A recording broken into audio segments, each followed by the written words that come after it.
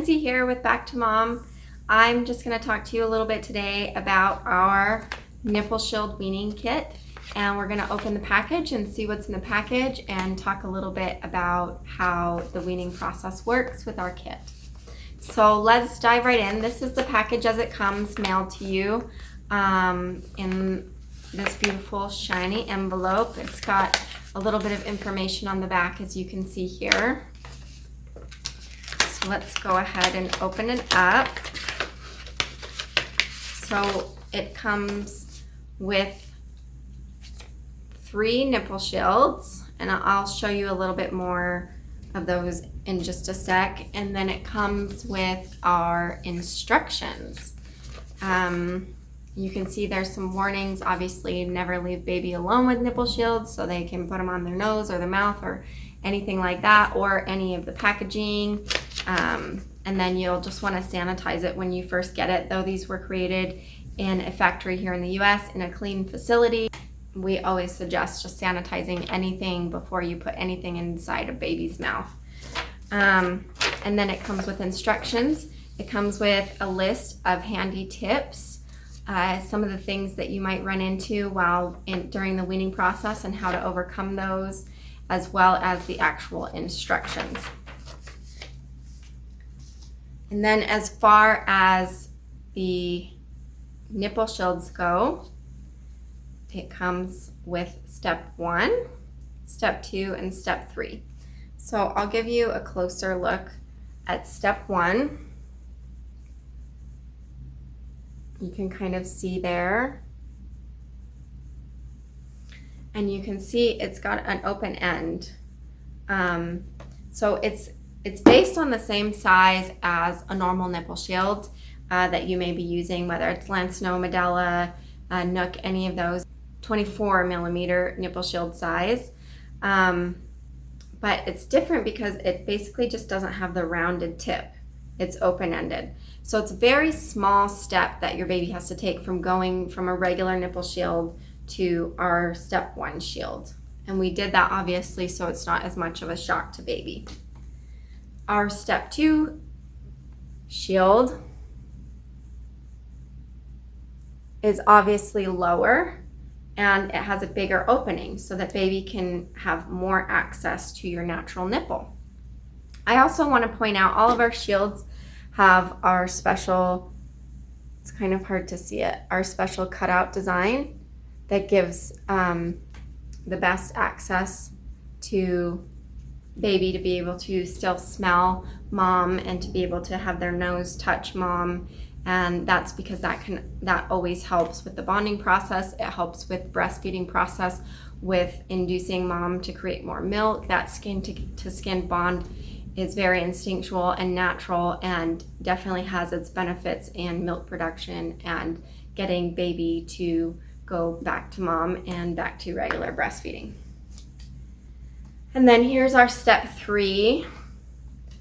Let me show you. You can see it's very low and very wide so that baby can pull the full nipple through and have access to it. Many moms actually don't end up even needing this shield, but this shield can also double as our nipple shield bite guard so that when baby starts teething, you can use this. So it's a great add-on that comes with all of our kits. And we'll talk about that in a different video, our nipple shield bite guard on its own. The process of weaning baby off nipple shield can be a little tricky, and it's not one size fits all, because moms out there are shaped so differently, whether they have large breasts, small breasts, whether, there's all the different shapes of breasts, there's different shapes of nipples, there's different sizes of nipples. It's just so different. And not only that, babies are so different. Their mouth anatomy, the way they suckle, the way they eat, the way they prefer, which position they prefer. And not only that, their personalities come into it as well. Are they an easygoing baby that's gonna go with the flow and accept change? Or are they a baby that's very determined and very kind of like not okay with change and they want things the way they want? So that all factors in. We try to provide as many tips as we can to overcome as many of the issues that come up during the process of using our Nipple Shield Weaning Kit, but obviously we're not going to have 100% success with every single baby out there just because of the way of all the differences there are. Our nipple shields, the current version, is specifically designed based off of 24 millimeter sized nipple shields out there. So if moms out there are using 20 millimeter, they could still potentially make these work for them, but it might not be quite as successful as those who are using the 24 millimeter nipple shields.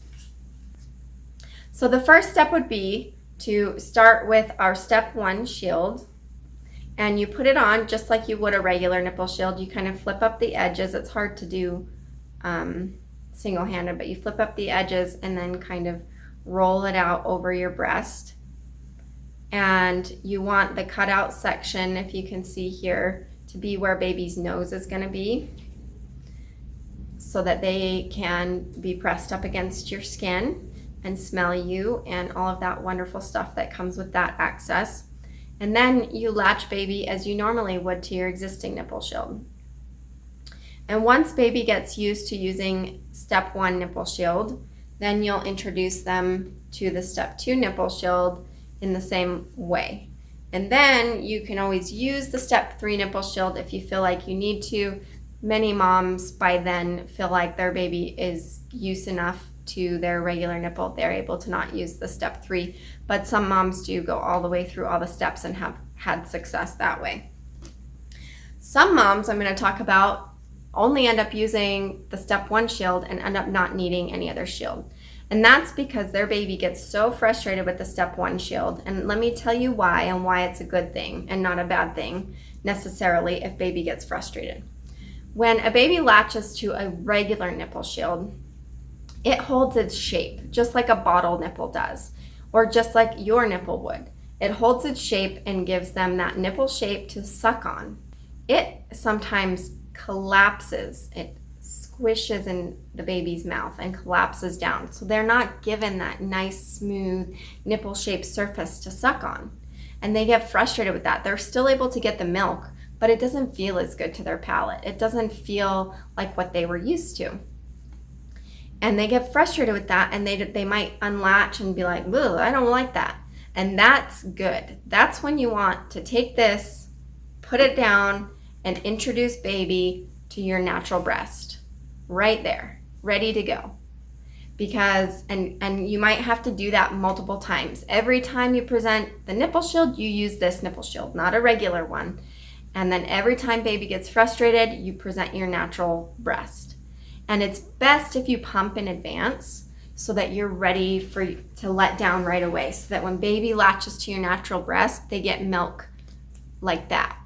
Because you want them to see that the natural breast is the way to go. It's the way for them to get their milk fast. It's the way for them to be comfortable. And so creating the frustration around this shield can sometimes be a good thing. Obviously, you don't want baby to get so frustrated to the point where they're like crying uncontrollably, they're getting red in the face, any of that stuff. You don't, give yourself a break. It's okay to go back to the nipple shield you're currently using and feed them and satiate their hunger and get them comfortable. And then try again maybe when you switch breasts on the other breast. Or try again a few minutes into the feeding after they first get their hunger kind of under control, or they're given, they're not thirsty anymore, whatever the reason was for them wanting to feed.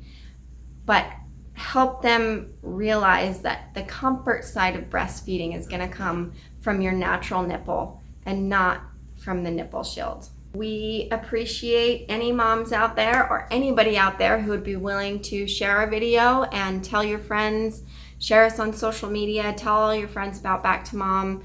Let them know that we exist. Let them know we have great products that can help them out with their breastfeeding struggles.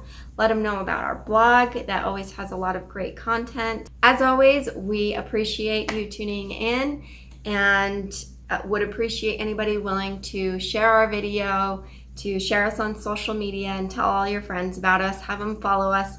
Let them know about our great blog. send them to our social media pages or to backtomom.com. We are just trying to get our products into the hands of as many moms as possible to help them with their breastfeeding struggle. And from this mom to all those moms out there, thank you so much. And hopefully we'll see you at backtomom.com.